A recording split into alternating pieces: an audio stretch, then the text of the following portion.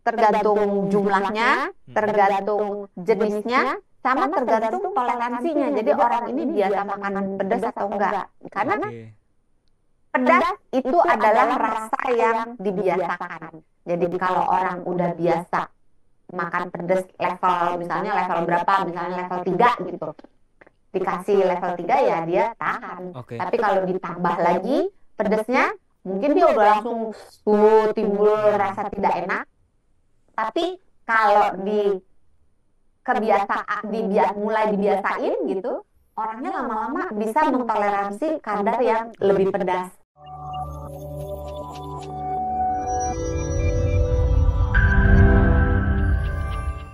Kalau makan pedas jangan banyak-banyak atau jangan keseringan, nanti bisa kena mah. Nah, ini nih yang saya mau tanyakan ke Dokter Santi. Dok, emangnya bener nih pedas ini memang punya hubungan langsung dengan si mah ini?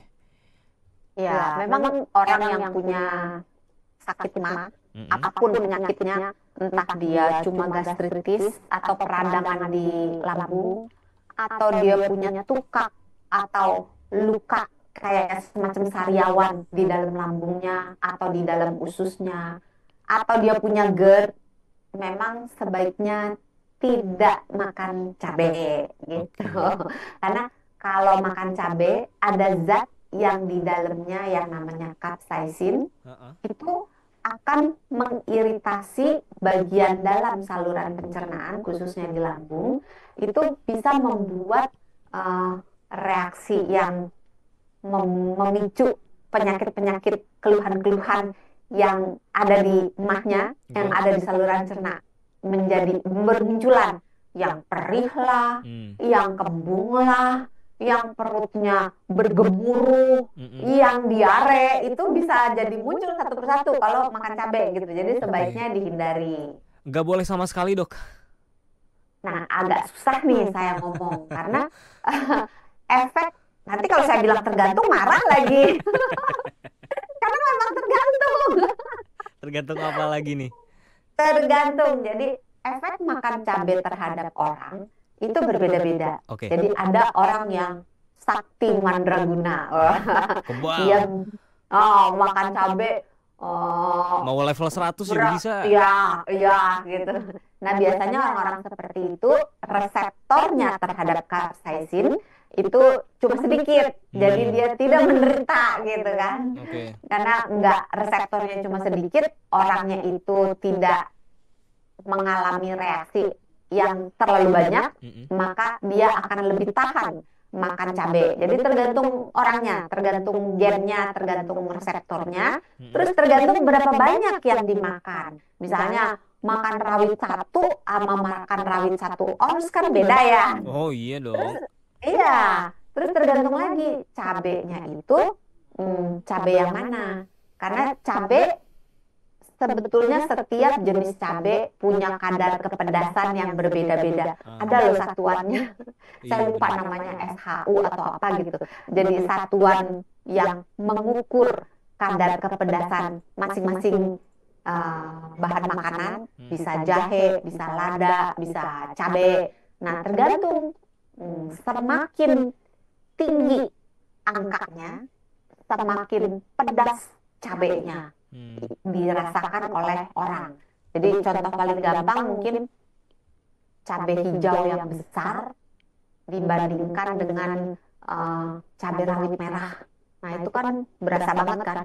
Kalau rawit merah kita makan 1 aja udah bibir rasanya melepuh gitu kan.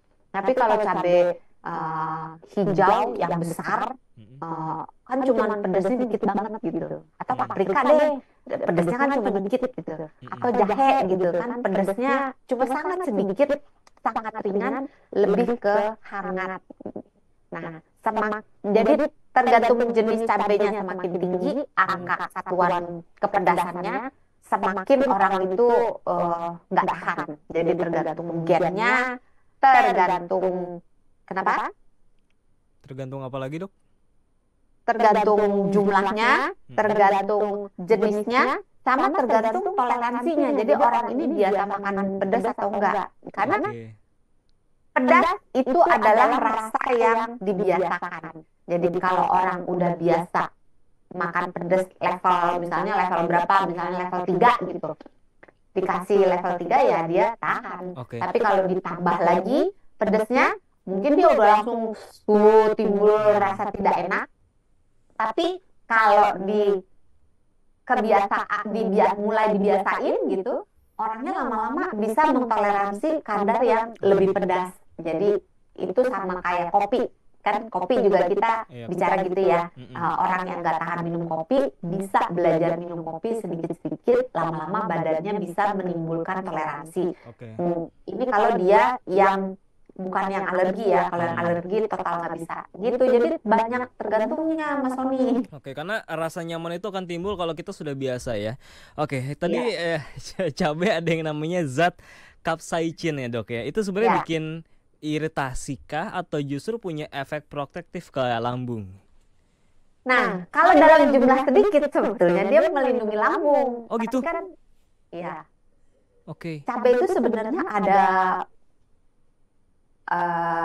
nilai benefitnya, ada keuntungannya gitu. Jadi di dalam cabai itu ada capsaicin. Nah, zat ini bisa berfungsi sebagai antimikroba. Jadi kalau ada kuman-kuman yang kemakan tuh, kalau misalnya kita makan sambil makan cabai, kuman-kumannya, bakteri-bakterinya itu bisa mati. Oh gitu. Oleh si zat capsaicin ini. Terus dia juga ada anti peradangan. Nah, anti peradangan ini akan membantu kalau dikit ya, dalam jumlah yang terbatas ya. Kalau jumlahnya banyak, dia malah mengganggu lambungnya. Terus dia juga bisa membantu tubuh untuk menurunkan gula darah.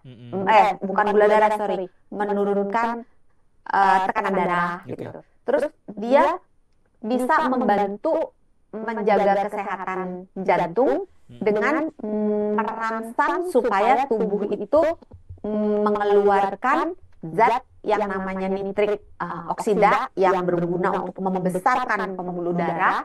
Itu bisa membuat orang jadi secara kesehatan jantung dan pembuluh darah itu menjadi lebih baik. Nah, untuk berat badan ini tergantung nih.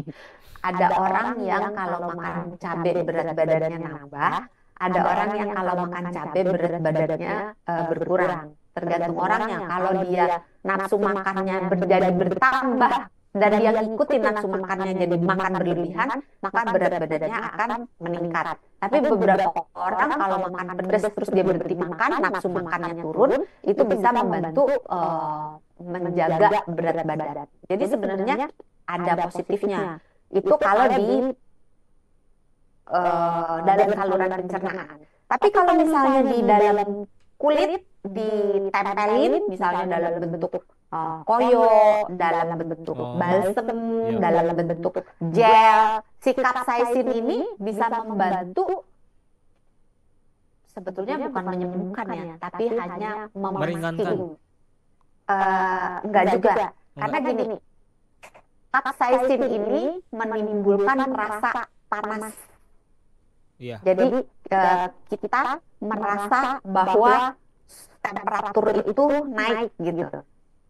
Kalau pada orang yang punya keluhan misalnya keseleo atau mungkin misalnya nyeri sendi, nyeri otot, diolesin obat oles apapun bentuknya ya, mau gel, mau ditempel yang isinya capsaicin, maka capsaicin ini akan berebut tempat reseptor nyeri yang ada di kulit. Jadi kulit kita itu di bawahnya itu, di dalamnya itu ada berbagai tempat untuk menyalurkan persepsi nyeri. Persepsi nyeri ini bisa nyeri yang dalam arti pain, sakit, bisa juga nyeri yang dalam arti kepanasan.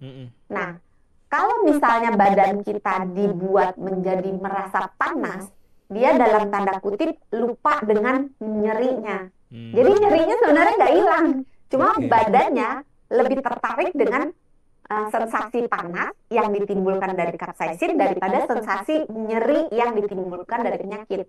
Nah, penyakitnya sendiri ya sebenarnya tidak sembuh. Makanya, makanya kalau milih obat yang dioles, kalau bisa cari yang ada ingredient, ada zat aktif yang untuk mengobati si reaksi peradangannya. Kalau hanya isinya capsaicin aja, biasanya dia hanya memasking aja, jadi membuat keluhannya itu Oke. pindah doang, dari sakit pindah ke panas. Dan ini biasanya akan menjadi terbiasa, sehingga orangnya kalau diolesin lama-lama nih, kalau pemakaian yang jangka panjang, kalau diolesin si capsaicin ini lagi, nggak mempan lagi karena udah terbiasa.